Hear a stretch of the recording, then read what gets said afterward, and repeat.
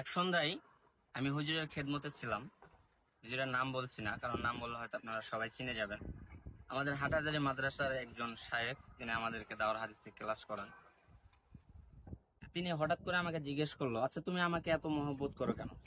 বা আমি যে জিনিসটা করতে চাই, বা আমার চাহিদা যে জিনিসটা আমি করব, তুমি করে ফেলো কেন? বা আমাকে এত তাড়াহুড়ো করে দাও কেন?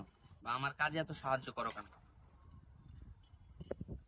তো আমি অনেকক্ষণ চিন্তা ভাবনা করার পরে হুজুর যখন আমাকে দ্বিতীয়বার তাগিদ দিল, তা আমি বললাম, হুজুর আপনাকে আমি মহব্বত করি, আমার ভালো লাগে তাই।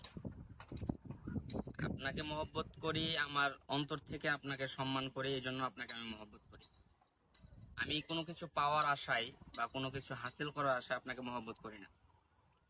যদি আমার কোনো কিছু পাওয়ার আশা থাকতো, বা আমি যদি কোনো কিছু পাওয়ার জন্য আপনাকে মহব্বত করতাম অথবা আপনার খেদমত করতাম, তাহলে হয়তো এতদিন ধরে আপনার সাথে আমি থাকতাম না, বা আপনার সহচর্যে থাকতাম না। আর কোনো কিছু পাওয়ার আশায় কাউকে মহব্বত করা, এটা তো খুবই নগ্ন একটা জিনিস। আমার ভালো লাগে, এই জন্য আমি আপনাকে মহব্বত করি। যেই দিন আমার ভালো লাগবে না, তারপর থেকে আমি আপনাকে মহব্বত করব না, আপনার কাছে আসবো না, অনেক দূরে চলে যাব। এই কথাটা শুনে হুজুর একটু হাসলেন। হাসার পরে আমাকে একটু দোয়া করে দিলেন। তো বেশ কিছুদিন পরে আমি বুঝতে পারলাম যে হুজুরের দোয়াটি আমার উপর কবুল হয়ে গেছে।